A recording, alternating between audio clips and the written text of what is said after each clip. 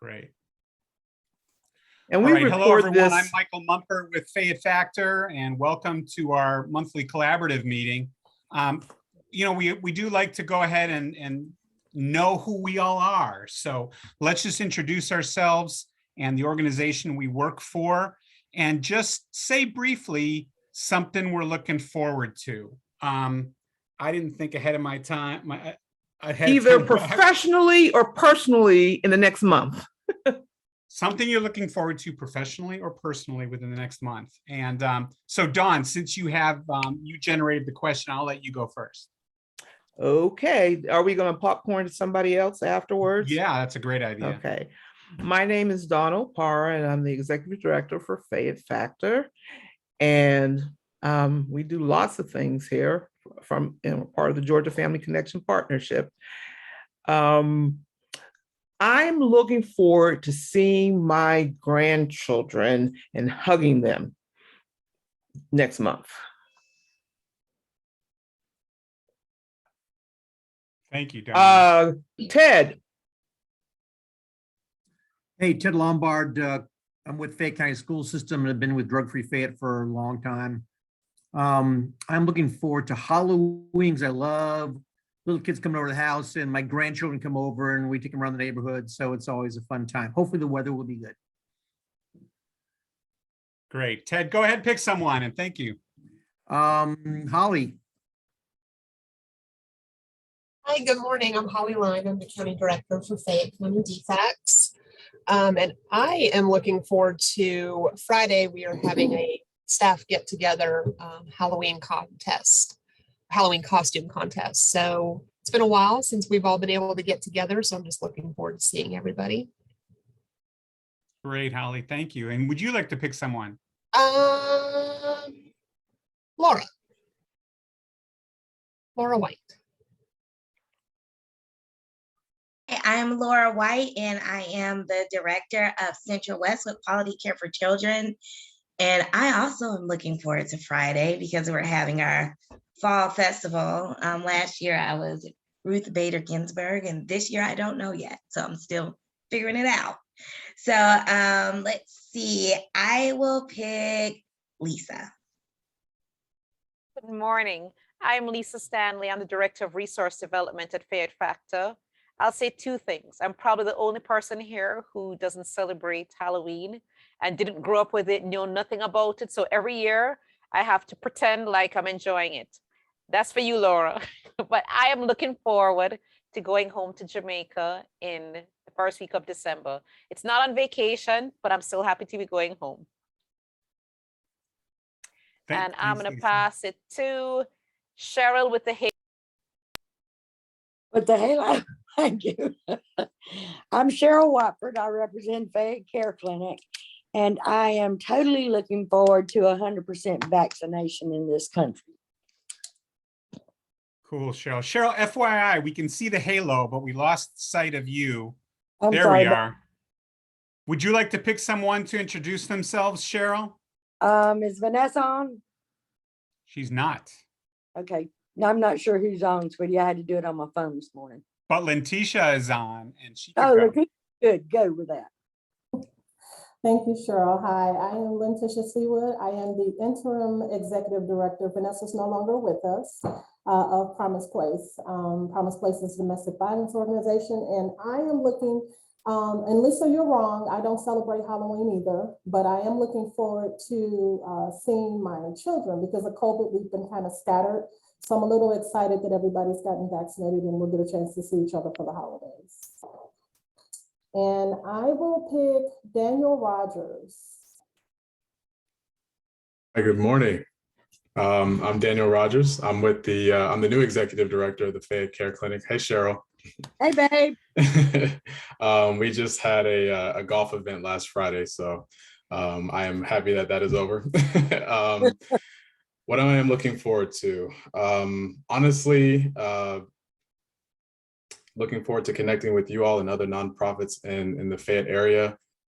Long story short, I'm from Stone Mountain, but my best friend actually grew up in Fayetteville. He went to Stars Mill School all his life, and I've always loved the area and just loved the people that I've met there. So Looking forward, now that I'm in this new role, to connecting with like-minded, mission-driven professionals. So thank you guys for having me. Thank you, Daniel. Would you like to pick someone, Daniel? Oh, I forgot we had to do that. Who hasn't gone? Miss Yulene Polk. I'm impressed that you said my name correctly. Thank you, Daniel. All right, I'm Elaine. I'm a school social worker with Fayette County Schools. And what am I looking forward to this weekend? I usually spend Halloween with my nieces. And when it's fall, I just love all things pumpkin. Pumpkin lattes, pumpkin bread, just all kind of fall goodies, eating things. And that's it. Thanks, Yulene. Would you like to pick someone, Yulene? Did Jessica go already? Okay, Jessica. Hey, good morning, y'all. I'm Jessica Gordon. I'm the CPS supervisor over at Fayette DFACS. Sorry, my daughter is joining us this morning. I am looking forward to, I'm not that crazy about Halloween, but I am super crazy about Christmas. And we always put our Christmas decorations up November 1st. So I am looking forward to next Monday when I get to put my Christmas tree up. Thanks, Jessica. And Jillian, you want to go? Good morning, everybody. My name is Jillian Moore. I am with Fayette County DFACS, and I am actually looking forward to a more traditional holiday celebration this year. Last year, my family was scattered due to COVID, but this year we have plans for everyone to be together, and so that's what I'm looking forward to. Thanks, Jillian. Would you like to pick someone? Yes, Krista. Good morning, everyone. My name is Krista Gonce from the Georgia Center for Child Advocacy. I'm doing the presentation today, so I won't talk a lot about where I work because you'll learn all about that in a few minutes. I would say I am looking forward to, we have rented a cabin up in Ellijay, Blue Ridge area for Thanksgiving for the whole week. And I am excited to go up there with my little family and our dogs and have a Thanksgiving in the mountains. We've wanted to do that for years, and we're finally able to get a cabin to do that. And I will toss it to Karen. Morning, I'm Karen Stacy. I'm the newly hired coordinator for the Coweta Family Connection. And I appreciate so much you letting me join in the meeting today so that I can hear your speaker and get to know you all as neighbors. And I'm, as Daniel had said, being new in the role, I'm looking forward to all the connections that I'm going to meet through work, and then just having the opportunity to meet with family as the holidays come around. Michael, did you have a question? I was just, I thought you were ready to popcorn it, and I think I'm the only person left. Okay, so take it away. Did we miss anyone else? Okay, well, again, Michael Mumper, and I think it's just silly how excited people get about sports. But I'm so excited about the Braves being in the World Series. So that starts tomorrow night. I just gotta confess. And with that, I have one announcement, and then I'm gonna turn it over to Dawn for our introduction. You may have heard that there was DEA Take Back Day this past Saturday. That happens twice a year and encourages people to recognize the potential harms of having prescription drugs in our homes that little ones or bad actors can get their hands on, and people who might just have an addiction. So another way, besides locking them up, is to securely, safely dispose of them. So one of the ways is through DEA Take Back Day, and another is through a new technology called deterra disposal packages, or drug deactivation packages. And what that does is, it's like a little powder. You open up this little thing that's about this big, a little like a Ziploc bag, and you pour the meds in them and a little bit of water, and you shake it for about 30 seconds, and that totally deactivates the drug. And then you can safely dispose of it from your home. So it's a new thing that's come out, a new technology in the last few years. We have thousands of them that were donated by a national organization to promote their use. So if you think your organization could make your clients or customers or the people you serve safer and want to experiment, or if you just want to experiment with deterra drug deactivation, let us know and we'd be happy to arrange with you to get you some. Again, that's DTERA, drug deactivation. And with that, Dawn, I'll pass it over to you. You're on mute, Dawn. Thank you, Michael. And the nice thing about that DTERA is that it's free. And it's being offered to you all for free. So if you're like Care Clinic, if you all would like some, let us know, whoever. Yeah. So I am so happy to introduce this month, Krista Gonce, because she is a Fayette County resident. She lives here with her husband and her daughter, and that's great. But she also is the regional prevention coordinator for the Georgia Center for Child Advocacy, and she's done that role since 2012, and she has her master's in clinical psychology. And prior to this role, she was a victims advocate for the state attorney's office in Florida. She's worked as a substance abuse prevention person in both Florida and in Georgia, and has worked with various nonprofits. And she has a wide width of experience. And we're happy to have her because she's going to share with us a lot about what the Georgia Center for Child Advocacy is doing. And so I just want to share the screen, and you might want to put your thing on speaker mode so you can see her and hear her. And she has lots to share with us, and I'm looking forward to it. So take it away, Krista. Thank you so much, Dawn. Good morning, everybody. I am going to share my screen and pull up my PowerPoint. Just give me a second to get it switched into presenter mode. There we go. I think you guys are seeing the right one now. And then I just like to put you guys all in a little grid over on the side so I can see everybody's smiling faces. So just give me a second to pull all of you guys up. That way I can see all of you guys. Okay.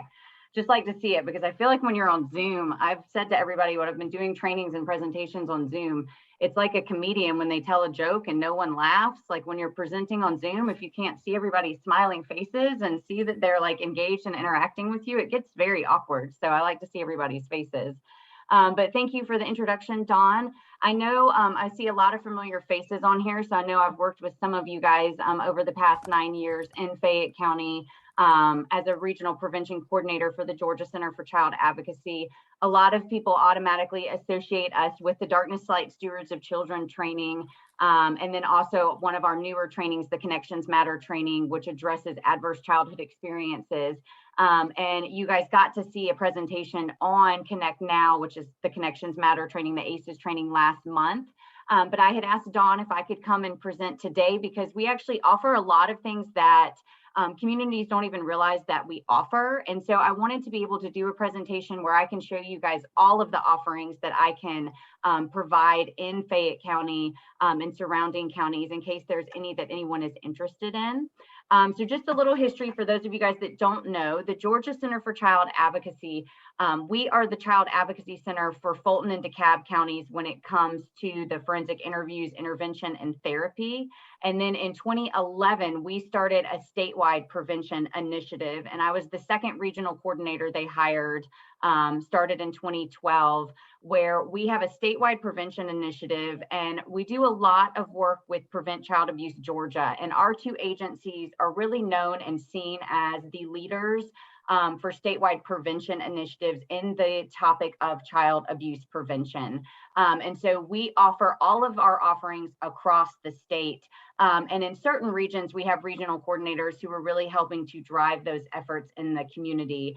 And as I just said, I've been in Region 4, which is 14 counties, since 2012, and we have had some great success with stewards of children. We're starting to see some great success with our Connections Matter training that launched in 2019. And then, of course, we have our intervention services that we have up at our Fulton and DeKalb offices. And just to give you guys an idea, since we opened in 1987, we have done over 16,000 forensic interviews. We offer the TF-CBT training for therapists, and our group goes out and does that statewide for therapists. And then at our offices, we offer that Excuse me. crisis counseling. I'm not sure. What was that acronym? Could you say what that is? It's trauma-focused cognitive behavioral therapy. It's a training for therapists. So our one of our directors, it works a lot, I believe, with DFACs and stuff, and goes out and provides that training in the communities. And then we also offer crisis counseling and victim advocacy. We have offered over 9,000 therapy sessions since 2008. And we also have trauma-focused cognitive behavioral therapy. And then one of our newer trainings just in the past couple of years it's called Leaps and Bounds. It is it's a training for a therapy program for children and adolescents that are exhibiting problematic sexual behavioral. So this is one where it's a therapy program. Yes, Michael. Krista, what is a forensic interview? The forensic interview is when there is a report of abuse. The children come to our office and they are interviewed by one of our forensic interviews, and that is videotaped, as well as law enforcement and DFACs are sitting on the other side viewing the interview happening, and it's also taped if they need it for court. So we become involved when there is, for Fulton and DeKalb counties, we do the forensic interviews for any cases of child abuse. Got it. And then, did you have another question, Michael? No, I'm just doing the math, and that's about 500 a year if I did my math correctly. Yes, we see a substantial amount of children through our Fulton and DeKalb offices. Wow. And we did not close during COVID. We stayed open and continued to do our interviews and provide all of our services. So our offices never closed during COVID. Of course, stuff that could be moved to virtual, like the prevention-based stuff did, but we always continued to provide the therapy and the forensic interviews for the children in Fulton and DeKalb counties. And then, as I was saying, we have that problematic sexual behavioral therapy, which is called Leaps and Bounds. I'm not specifically addressing that one on this presentation today. We're actually going to be specifically talking about all of the prevention services that we offer, but you can reach out to me if you're interested in any of the other services that I mentioned that I might not cover today during the presentation.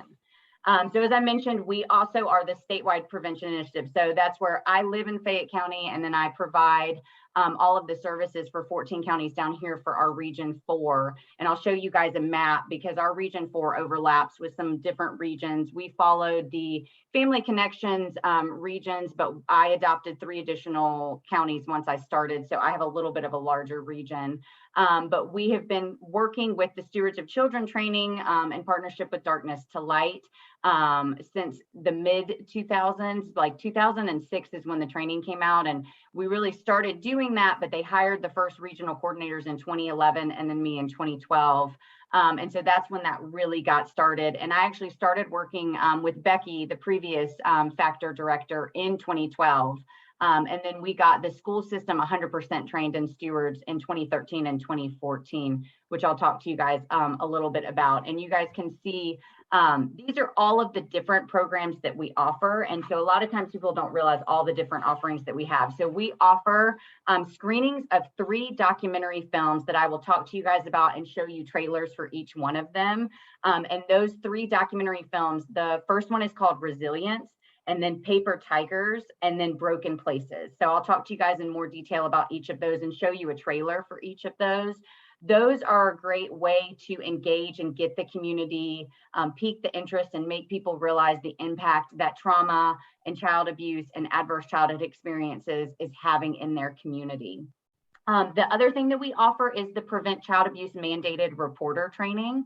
And then, of course, a lot of you guys know me from the Darkness to Light Stewards of Children training.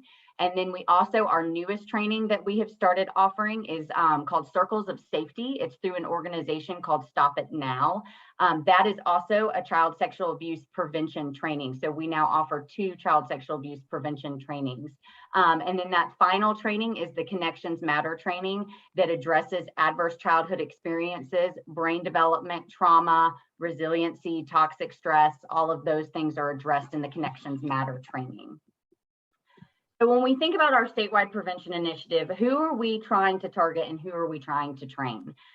Obviously, the first and foremost and most important people we want to train are people who work directly with children, youth, and families. So those people who have that direct involvement or people who have children of their own. We always tell people when they go through our trainings to not only look at these trainings from their professional point of view, but also their personal point of view. Because if we all have children in our lives in some capacity. So we need to be protecting children that we professionally work with, but also personally work with.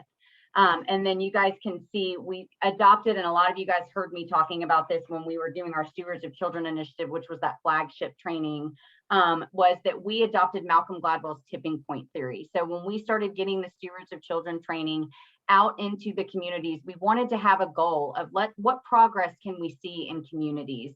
And so our first initial goal in all of our counties is to train 5% of the adult population. And Fayette County has reached 5% of their adult population, and we have been working towards training 10% of the adult population in Fayette County. And I'll show you guys a map so you can see the progress that has happened, and you can see how lovely and how colorful Region 4 is. So we have had some tremendous progress in Region 4. We have had 7 counties that have reached tipping point.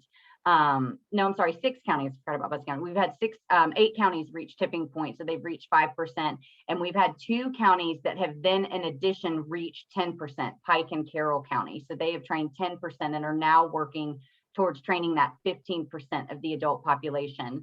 We have a lot of counties like Coweta, Spalding, and Upson that are very close to reaching that first initial goal of 5%, what we call tipping point. And you can also see that Region 2 is very colorful and yellow. We have a regional coordinator up there. And we also have a regional coordinator in Region 1. And then we have a Hispanic outreach coordinator who works in the metro area and really works to get into the Hispanic communities and Spanish speaking communities and get this training to them, because the Stewards of Children training is also provided in Spanish as well. So we're going to first talk about the documentaries that we offer, those 3 documentaries that I talked to you guys about. So these are the 3 documentaries. It's Resilience, Paper Tigers, and Broken Places. And all of these were released within the past 5 or 6 years.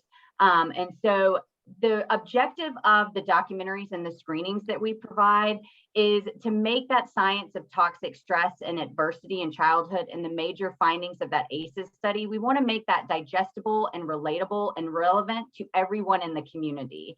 And so these documentaries really show that basic understanding of the impact that toxic stress and trauma can have in our communities.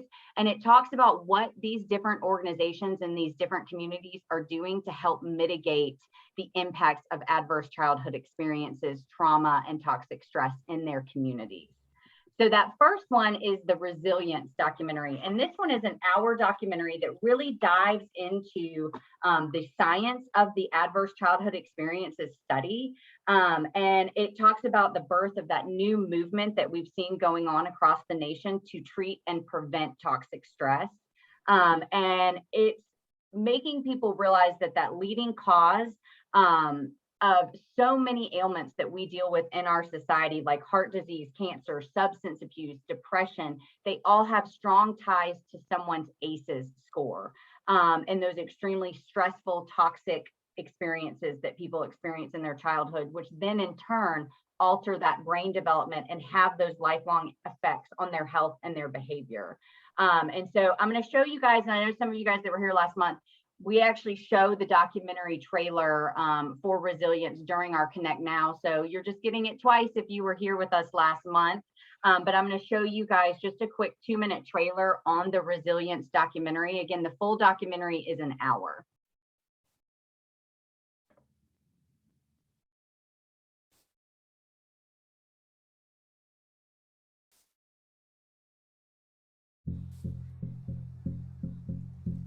We all like to think of childhood as this time of joy and innocence. But, I mean, for many of us, it's just not true. When you grow up in these type of situations, it's not something you talk about. I know I didn't.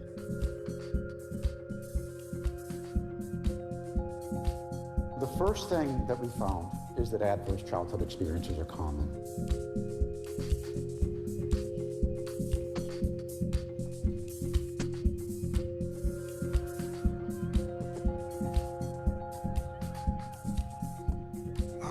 Kids are young, they don't know what's going on, they won't remember anyway. Well, the child may not remember, but the body remembers. There was this incredible gee whiz effect. You mean adverse childhood experiences cause heart disease and lung disease and liver and cancer? Exposure to trauma affects children's developing brains.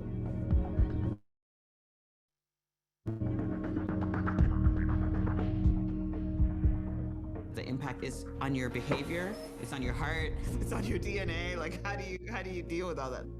I don't reach out because I'm not used to that. We have a whole new body of knowledge now that could open up what we have up till now been seen as intractable, unsolvable problems. No child should be punched or kicked. If you can get the science into the hands of the general population, they will invent very wise actions. Do you feel like any of the interventions have been making a difference? They made all the difference in the world. It's there, it's possible, and a defeatist attitude is completely disconnected from what 21st century science is telling us. And we should be going after that like a bear.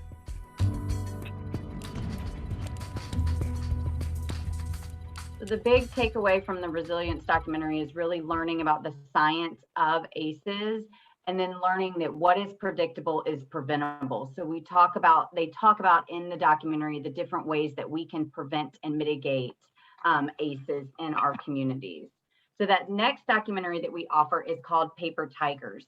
And this is our longest documentary. This documentary is actually an hour and 42 minutes, but it follows a group of students for 1 year from an alternative high school out in Washington. And this was supposedly the absolute worst alternative school in the state. And the principal of this alternative school attended a conference. And the main takeaway he got from this conference on trauma and toxic stress was that stressed brains can't learn. And so he really started implementing some trauma-informed initiatives in his school system. And this documentary really shows the different things that he's implemented and the success that they have had. 3 years after implementing all of his trauma-informed practices, the number of fights at this alternative school had gone down by 75%. The graduation rate had increased by 5-fold.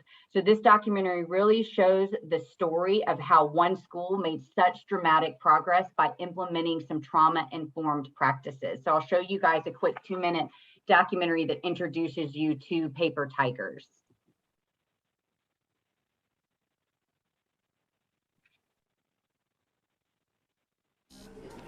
In every school in America, walking down every street in America, there are the kids that get labeled. Get rid of them. They're nothing but trouble. Lincoln sits right in the heart of the most assaults, gang activity, truancy. I did hear that it was the worst school you could ever go to. Kids had knives, fights, absolute chaos. He pissed me off and I threw a chair at him. And I told him I was gonna kill him. All of them were methed up.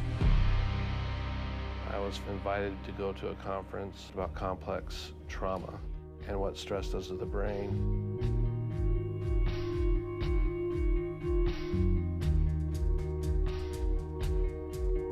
The behavior isn't the kid. The behavior is a symptom of what's going on in their life. My mom was like, get your shit and leave. She's the only thing I had. And for her to abandon me like that. His coping mechanism was drinking a ton, smoking a ton. I remember one night, I didn't want to be alive. It hit me, and it hit me really hard. You have to unconditionally love them, and you have to believe that their behavior might be out of their control. I love playing guitar with several of these guys. I feel like that's almost as strong as anything we ever do in class. After that, he wasn't only a discipline figure, he was like a friend. Half of the student body had over a 3-point GPA.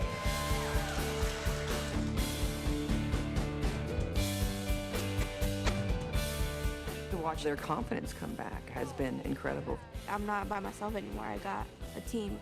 If I can do it, all of you can definitely do it. It's not that I'm judging you. I know why you're smoking weed. I know why you smoke meth. I know why you're in fights. You don't want to feel. I mean, that's the big challenge is I'm asking you to try feeling for a little bit because sometimes when you feel, it guides you in the direction that you should be going and not to where you are.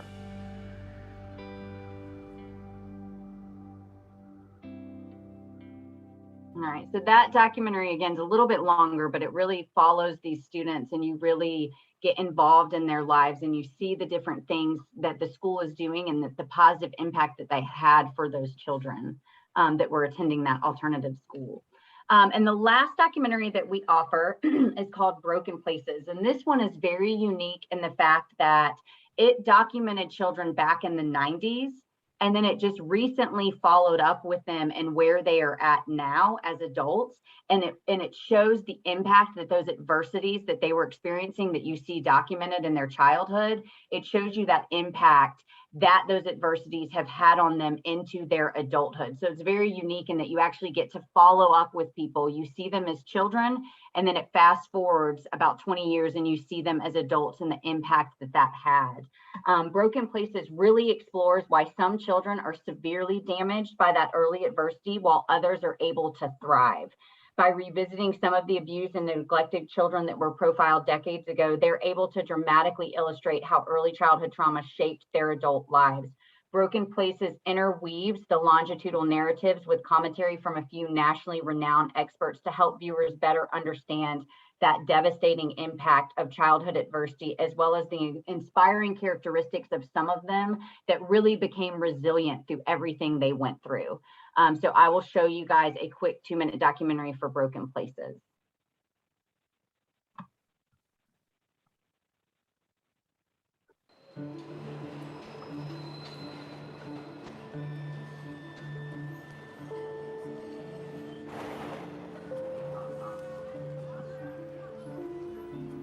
From a young age, being in foster care, I knew I had a chance of not making it.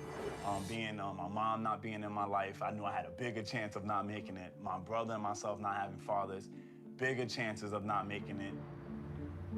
Nobody cared about me or him. So because of that, we have to protect each other. We always say we all we got.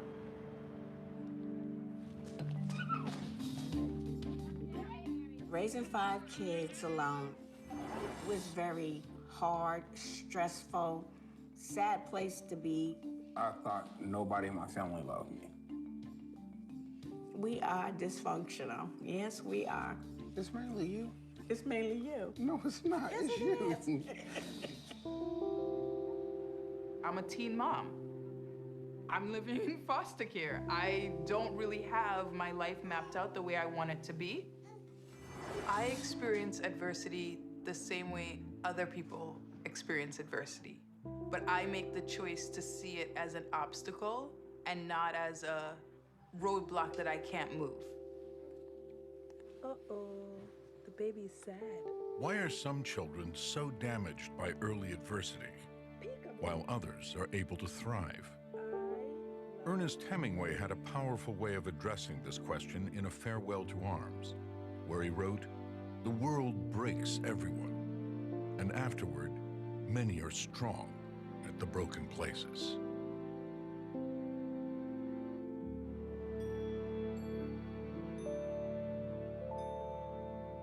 All right, so those are our 3 documentaries that we offer. And these strongly tie back to our Connections Matter training, because everything that these documentaries are talking about, toxic stress, the impact that it has on brain development and resiliency and trauma, all of those things are topics that we address in our Connections Matter training. So these documentaries are a great introduction for people into the Connections Matter training. We've had communities that have done screenings, county-wide screenings, to get that interest in the community. Dawn, did you have a question? You're muted. So sorry. If we wanted to screen these, how do you do it? So we do these screenings for you guys. It's $150. Of course, just because of COVID, we've been doing them virtually, and we can have up to 300 people on our Zoom platform. And we screen these virtually via Zoom. And so we'll screen the documentary with everybody on Zoom, and then we do follow-up discussion at the end. And then we usually do a very condensed Connect Now, and we'll typically have dates of upcoming Connections Matter trainings. So that's one way we can do it in the communities. We sometimes will offer open documentary screenings through the Georgia Center virtually. I think we have we're calling it a double feature coming up in December. I'll get that date, and I've got the flyer. We were just talking about that the other day. I think we're showing paper tigers and resilience, I believe. But I've been doing these screenings in the communities, and I've done a couple in person. Of course, because of COVID, you need to have a big enough room, and you're not going to be able to have 300 people. But I can do these in person, but we've also been doing them virtually as well. And to do one of the screenings, it's $150. So we can set those up if it's something that you guys are interested. We can definitely get those set up. And again, they're great intros. Everything they're addressing goes right into what we cover and address in the Connections Matter training. Krista, I'm so sorry. Yeah. But I just want to honor the fact that Karen is joining us from COETA. If she elected or wanted to follow up with you about engaging with this somehow, could she do that? Yeah, I actually was the one that invited her to come today. So I'm working with her in COETA. So yeah, she knows how to get in touch with me for all of this stuff. Great. Thank you. Thank you though, Michael. I appreciate that. And then the next training that we offer is the mandated reporter training. It's the Prevent Child Abuse Georgia mandated reporter training. So this one is specific for Georgia. It talks about specific Georgia laws. And this is a great one. I hate saying this, but it's one that it's great for organizations to kind of check that box when they need to have a mandated reporter training for their staff and volunteers. So this training is designed to provide participants with that information that they need to recognize, report, and prevent child maltreatment. And it gives people that understanding of what the reporting process is in Georgia, what is considered abuse in Georgia, what their responsibilities are as a mandated reporter, and who all is covered in that an umbrella as a mandated reporter here in the state of Georgia. This training typically takes an hour and a half. And we're going to go through how you understand those laws, describing that process of handling disclosure. We go through all three forms of abuse. We identify which groups of children might be at higher risk, and describe those steps necessary to report that suspected abuse. So this is one that really addresses all of them. It's more of like a 15,000 foot view. So you're going through everything. And then to get more specific information with child sexual abuse, you've got the Stewards of Children and the Circles of Safety training. But the mandated reporter training is going to cover all forms of abuse, who is mandated reporters here in Georgia, and what that process is for reporting abuse. And this one is actually free to do. It's a 90-minute training. This one is no cost. Dawn, did you have a question? Yes, I quickly looked at that list of people who were mandated reporters, and like a lot of organizations has volunteers who work with children, and I didn't. Are. Okay, they are. Yeah. So okay. with that law that passed, it basically states if you volunteer or serve with children in any capacity, you are a mandated reporter. So that is a volunteer coach, Sunday school teacher. If you work with children or volunteer in any capacity, you are a mandated reporter. And that's why organizations implementing a training like this really helps, because someone who might not work with children in their professional capacity, but they're volunteering, might not fully understand what those mandated reporter laws are here in Georgia and what their responsibility is. So this helps those heavily volunteer-based organizations provide a training for those volunteers to have that understanding of what their responsibility is, even as a volunteer at an organization as a mandated reporter. Thank you, Krista. Mm-hmm.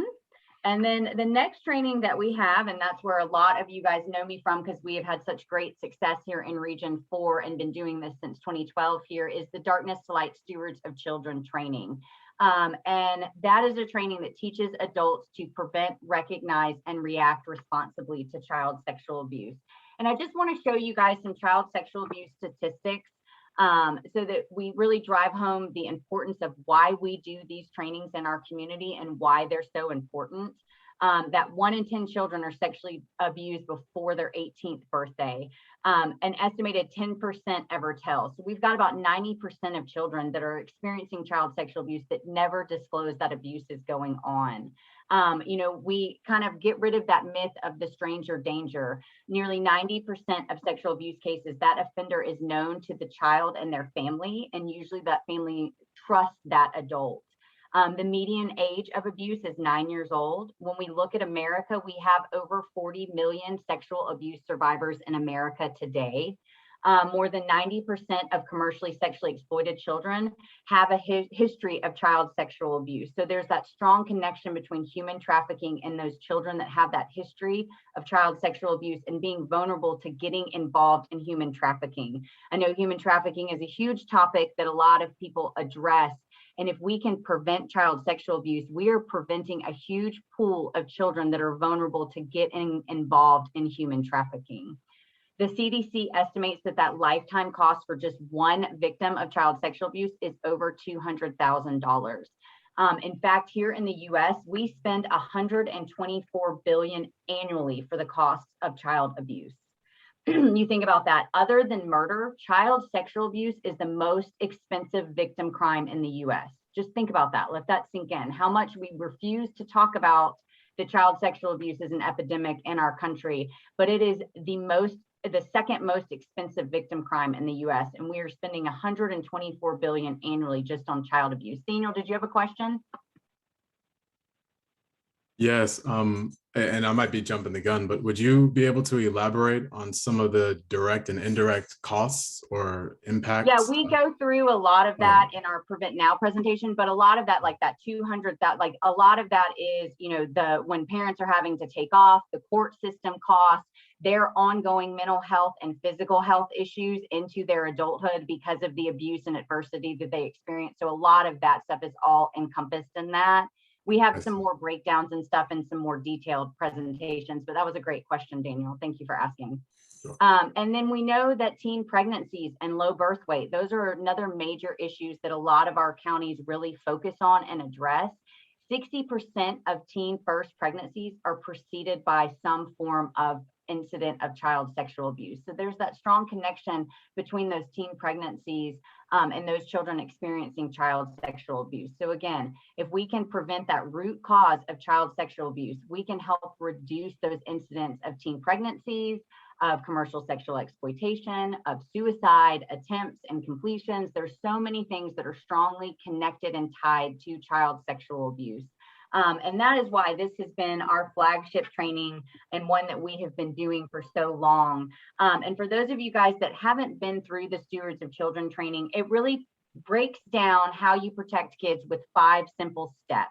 And that's learning the facts, minimizing the opportunity, talk about it, recognize those signs, and how as adults we can react responsibly, either when a child discloses directly that they're being abused or that we suspect that abuse is happening. So those are all the things that you will learn by going through the Stewards of Children training.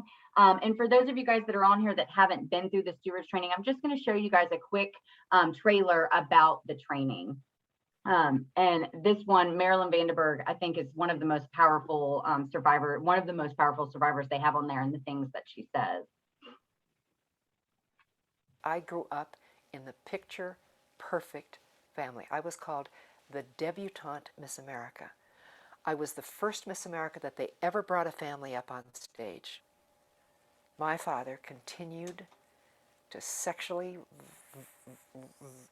violate children and teenagers until he died at age 75.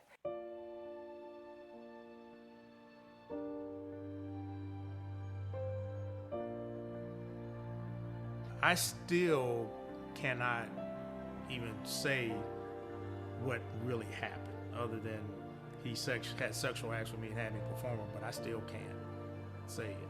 I mean, I don't know if I ever will. And that's what I feel that was taken from me. My virginity, my youth. You're never the same after that. What I've heard from people who abuse often is that all the signs were there, but no one bothered to ask them about it. No one in their family, no one in their work.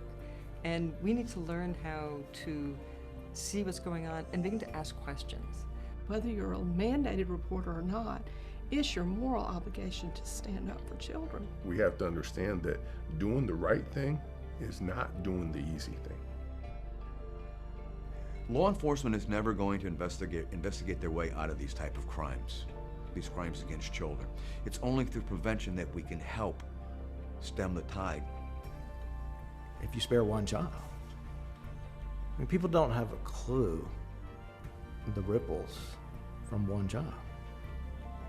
So you stop one source of ripples, I mean, that is huge.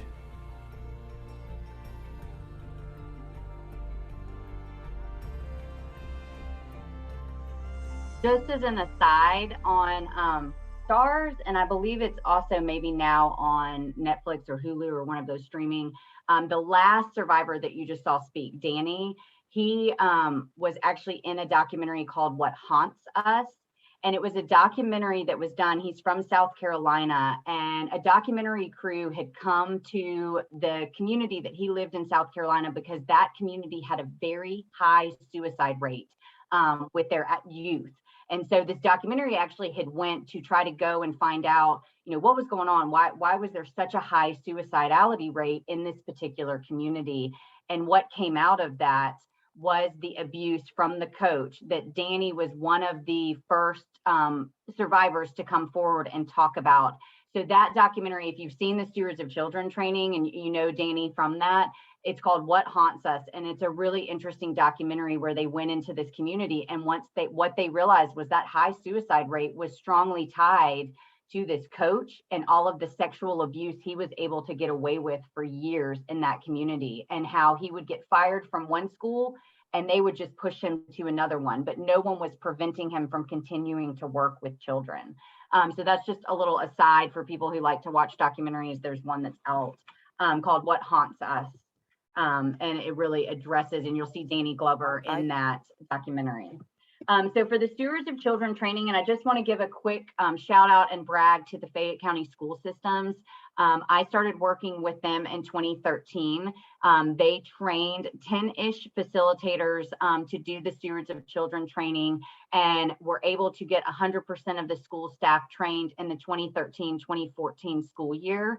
And I have continued to work with them over the past several years, and we have maintained that 100% staff being trained in Stewards of Children by training new hires every summer. And Yulene was on here. I'm not sure if she's still on here. Yulene was on here. She is a Stewards of Children facilitator and has been one of our strongest advocates in the school system, continuing to provide those trainings for all new hires every year.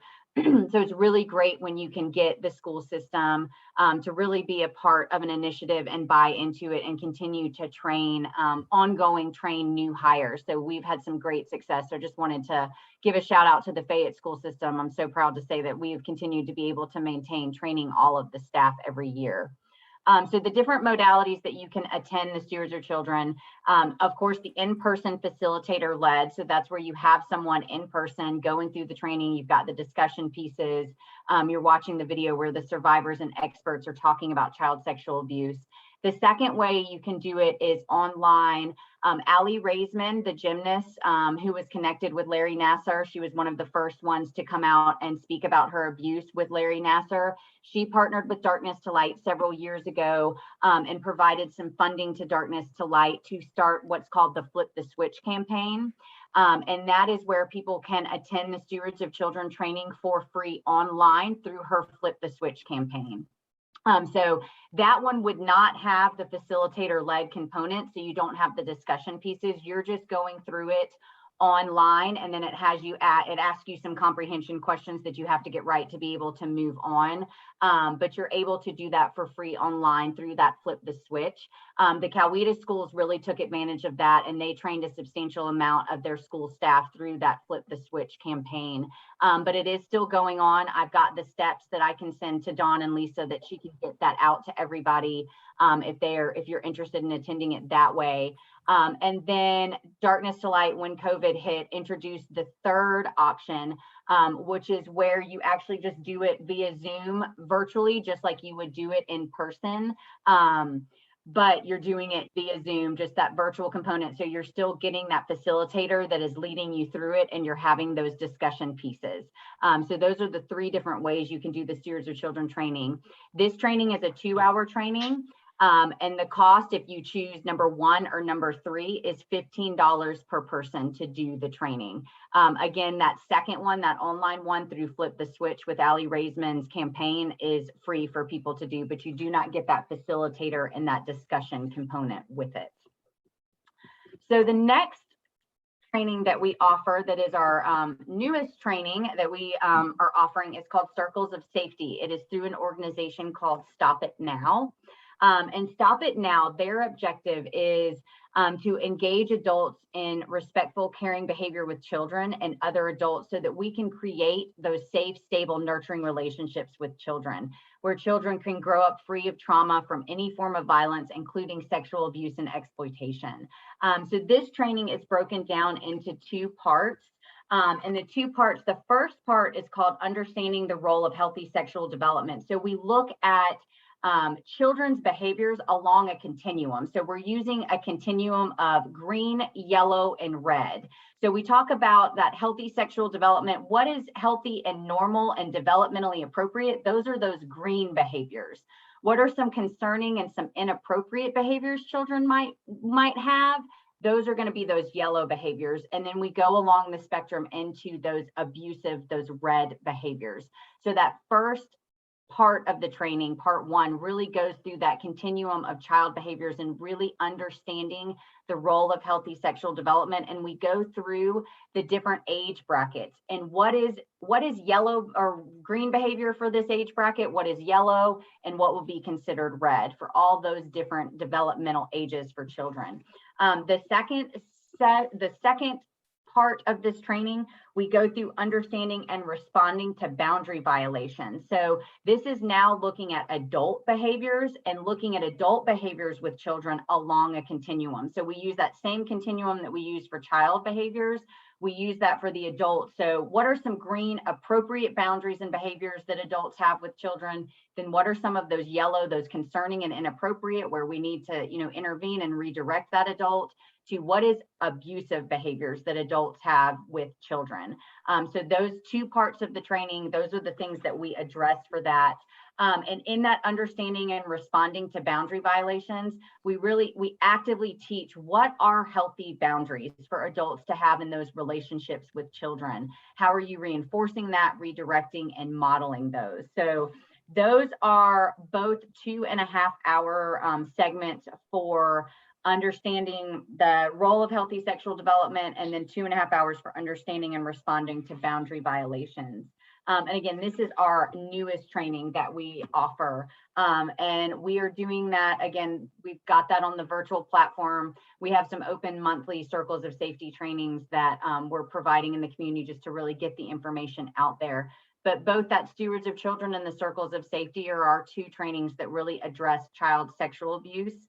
And then Circles of Safety takes it that next step of really addressing adults' behaviors and healthy boundaries with children. So the next and the last program that we offer is called the Connections Matter training. And this is our training that really addresses adverse childhood experiences, trauma, brain development, resiliency, and toxic stress. Don, did you have a question, or were you? Yes, just a quick question. Because Georgia has one of the highest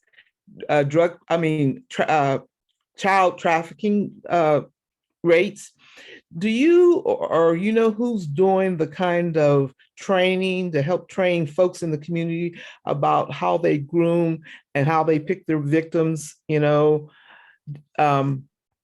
I think this kind of fits, when we're trying to learn, because, so I don't know. And a huge grant was awarded under Ivanka Trump. She actually came to our office in September of 2020. She came in 2020, and they awarded a huge grant to the state of Georgia. And of that, they started a statewide initiative. And so there are regional coordinators under a certain department that are really getting out into the community and working with the communities in regards to human trafficking.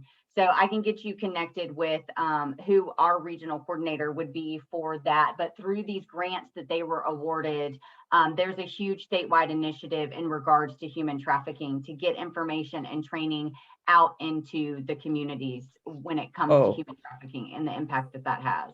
Thank you so much for that. Sorry for interrupting, but No, thank you. you're fine. So when it comes to adverse childhood experiences, and our Connect Now that some of you guys that were on last month saw, that really goes into detail about the Connections Matter training. But just to show the importance, the national statistic for ACEs was that 64% of Americans experienced at least one ACE. Here in Georgia, we're a little bit behind the 8 ball. We started collecting ACE data in 2016, and then we collected it again in 2018. So these statistics that you're seeing up here is a result of both the 2016 survey and the 2018 survey connected together. And here in Georgia, 3 in 5 Georgians reported experiencing at least one ACE, so 58%. So our statistics in regards to ACEs are right in line with those national statistics. 21% reported one ACE, 20% reported experiencing 2 to 3 ACEs, 17% reported experiencing 4 or more ACEs, and only 42% of those surveyed said that they had experienced no ACEs. And just a little history about the Connections Matter training. The Connections Matter training, we actually partnered with Prevent Child Abuse Iowa. The state of Iowa is about a decade ahead of us in regards to ACEs awareness and training. And they were getting the ACEs information out into their communities and letting the communities know what ACEs is, how common it is, and the impact that it has. And then they felt like they were just dropping bombs. They wanted to have a training that provided that next step of, once you learn what ACEs is, what do you do to help mitigate the ACEs that your communities are experiencing? And so that's where the Connections Matter training was developed. And there's about 6 or 7 other states that are also implementing the Connections Matter training statewide as well. So just the objective of the Connections Matter training is it's a community-based initiative where we explore how those connections we make in life profoundly impact our brain's ability to grow and our own individual abilities to cope and thrive. And as I told you guys, we got this training from from Prevent Child Abuse Iowa. They had partnered with Dr. Linda Chamberlain to develop the actual content for Connections Matter. And they wanted to do this in response to not only educating communities about ACEs, but what you can do to help mitigate and buffer it in your community and have that deeper understanding of what toxic stress, trauma, and the impact on the brain, ACEs, that adversity has.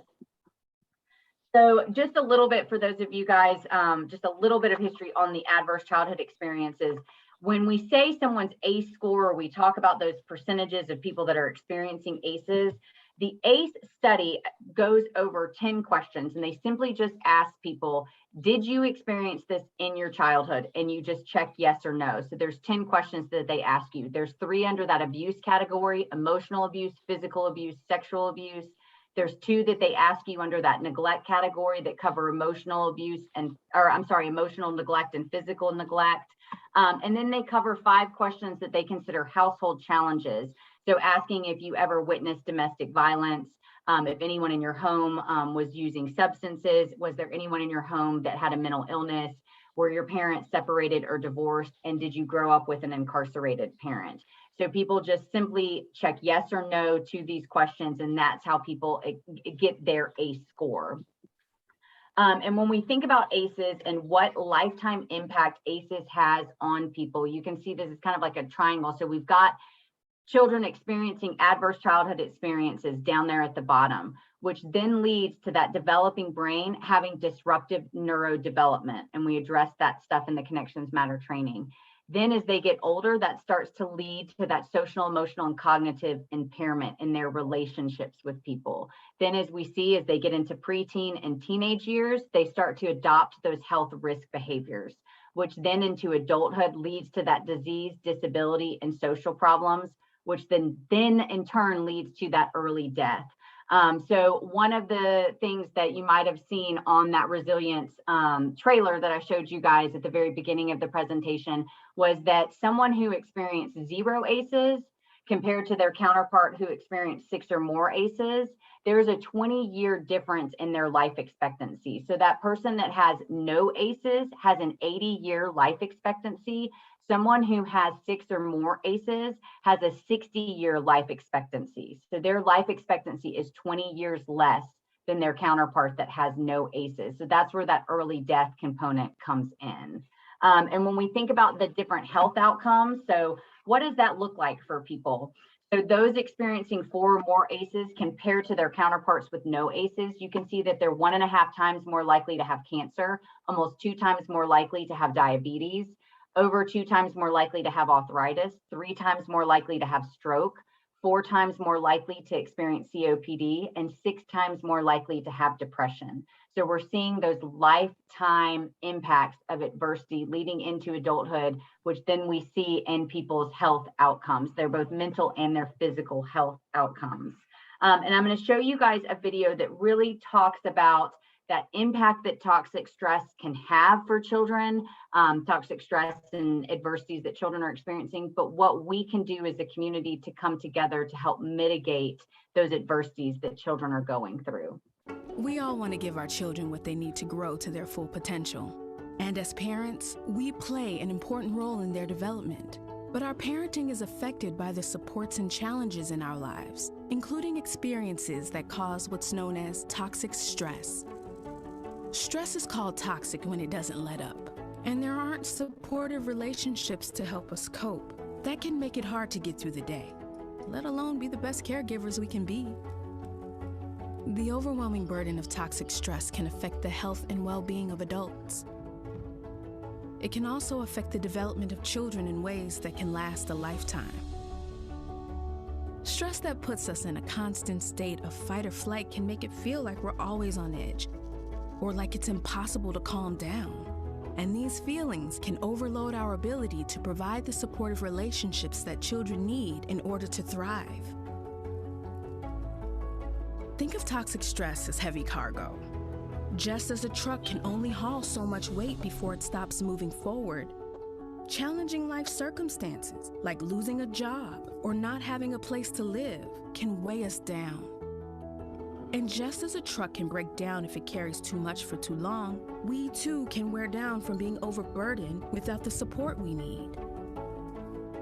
When toxic stress is related to things we can't control, like poverty, abuse, or racism, it can feel especially heavy to take on.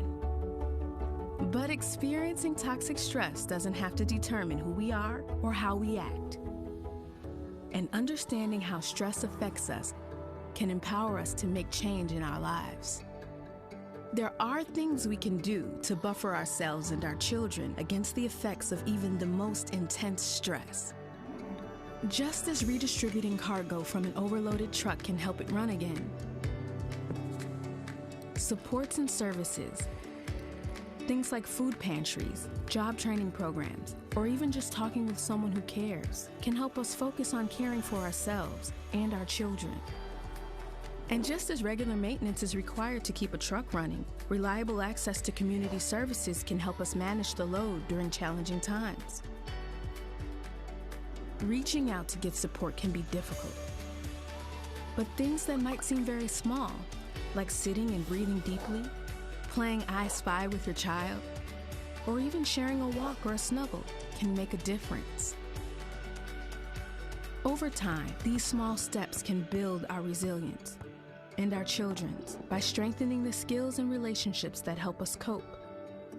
And our communities can build resilience too by providing services and opportunities that help all families thrive.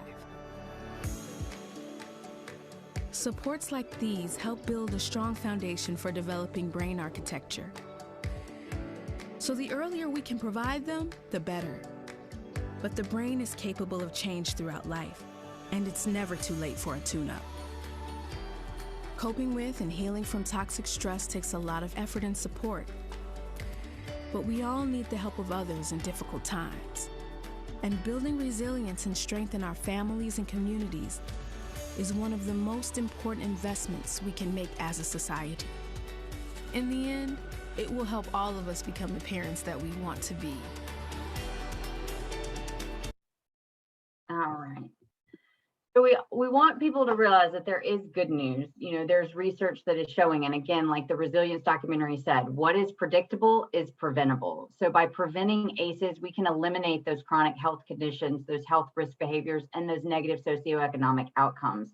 When we create those healthier communities and focus on that primary prevention, we can reduce that risk of ACEs and mitigate the impact of those affected.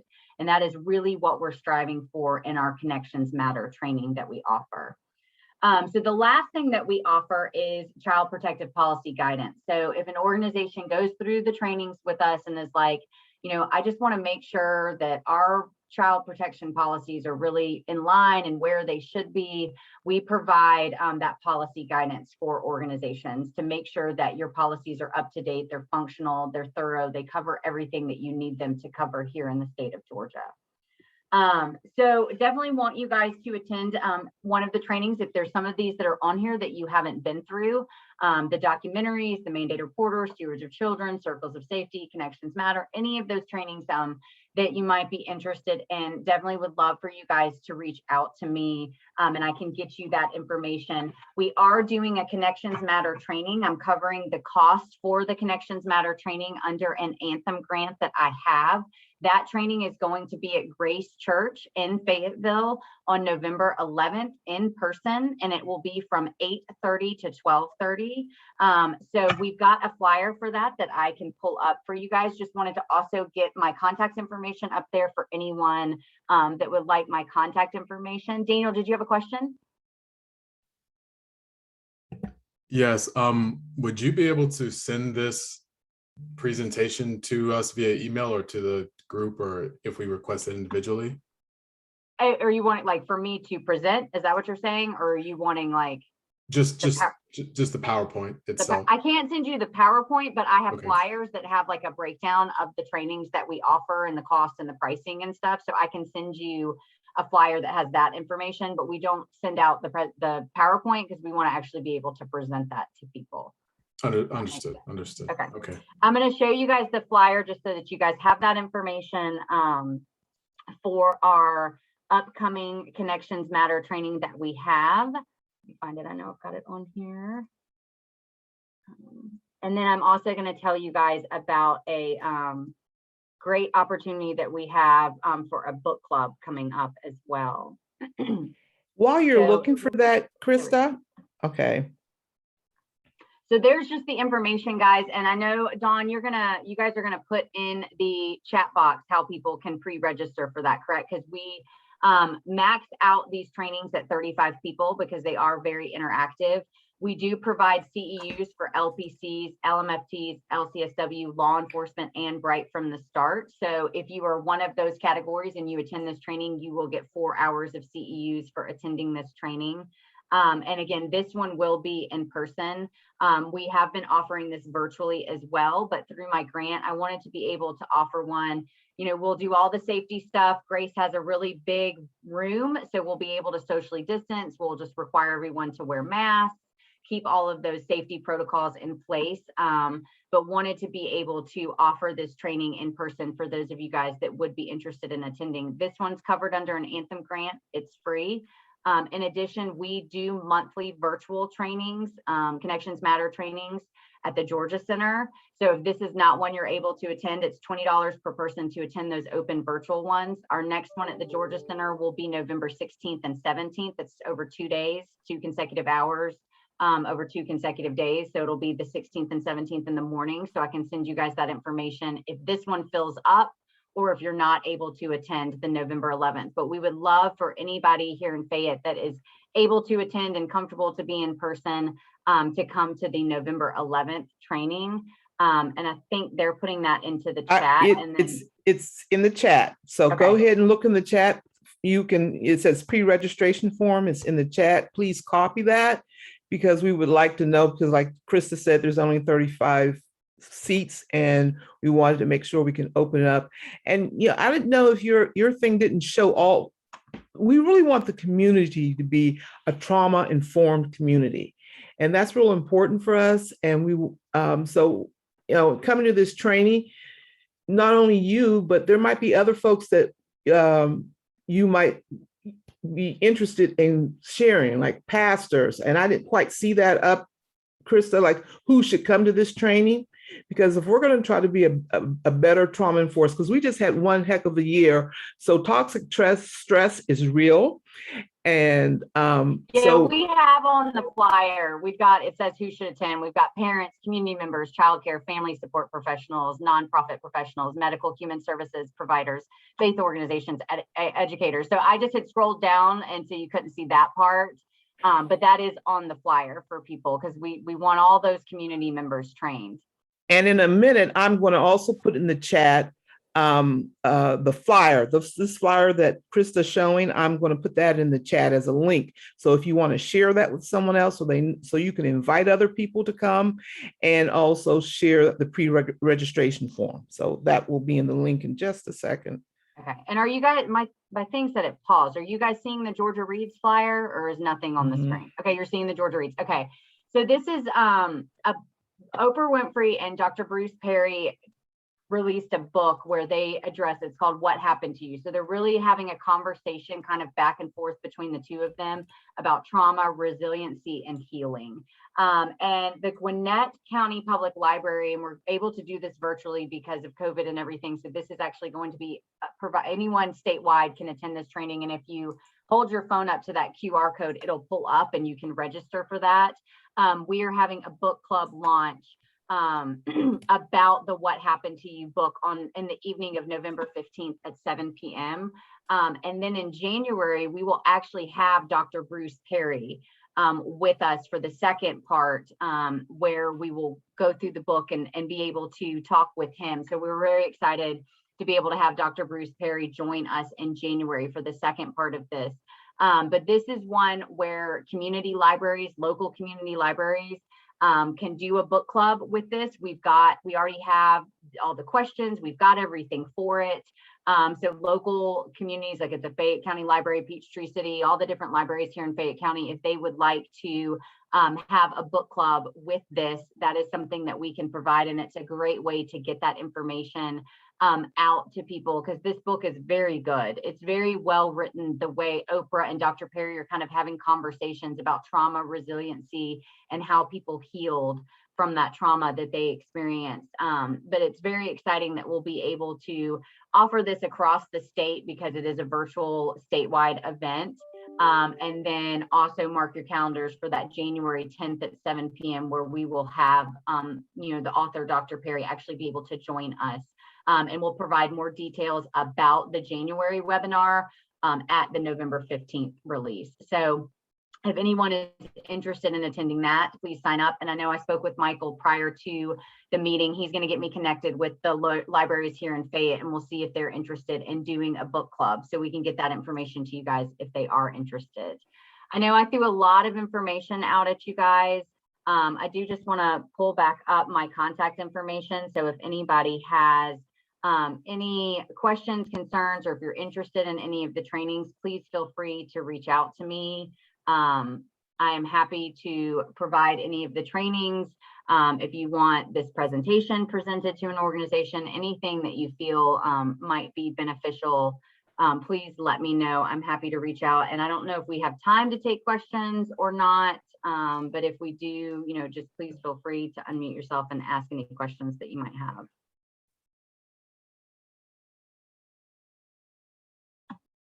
Did you see that one? If you can email the flyer that you put in the chat, that you showed. Georgia Reed. Okay. Yeah. I think Lisa, were you able? Is Lisa still on? No, she's not on. Okay. I was gonna say, okay, I can actually add it to the chat right now. Then.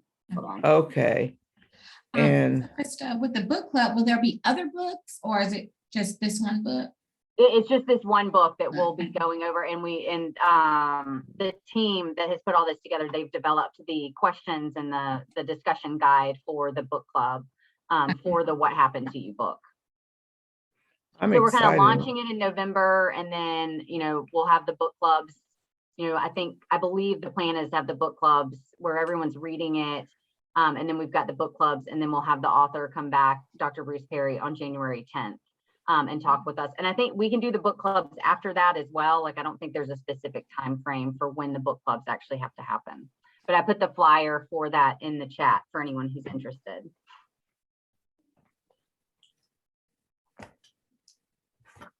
And are there any questions for Krista?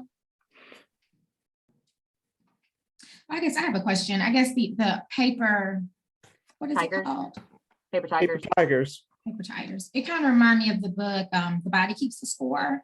Was that author involved with that filmmaking, or? I am not sure. Who wrote that one? Let me Google it. Sorry. No. I have it for just a minute.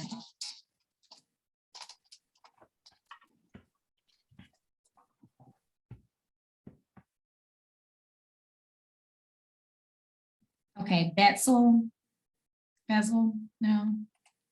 That doesn't sound familiar. Any other questions? Okay. For Krista.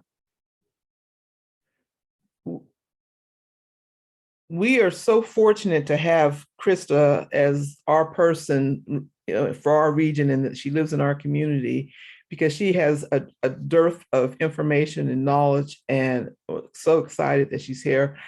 And, you know, it's in the chat, just so you know, both the Connection Matters flyer for the training is in there and the pre-registration form. And we would love for you to think about who those folks who should be there, because if we have 35 spots and it's free, because normally this training costs money, we should invite them. I want to have community. So if you have pastors or other faith leaders and different folks that you think this would be helpful for, please share the flyer and the pre-registration form. It would be sad if we can't fill up all 35. And Krista's right, Grace Church is very big, so we're going to be able to spread out and follow all the CDC protocols, guidelines. Anything else? Krista, anything else from you? No, just thank you so much for letting me present. I'm sorry I took so long. I didn't realize. Oh, no.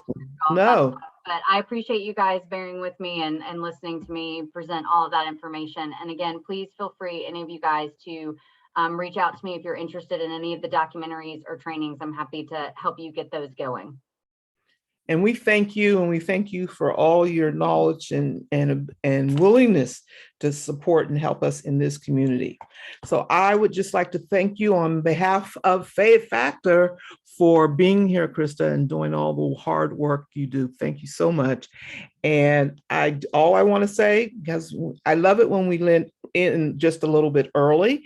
So, because I always know people always have other things to do. So our next meeting is Monday, November the 29th, right after Thanksgiving, that first Monday after the Thanksgiving week break that some people may have be taking. Any questions, anything else, any announcements before we leave? Hey, Dawn, this is Ted. Just want to recognize Club Core for doing the fundraising for Fit Factor. Yes. Thank you, Ted. Club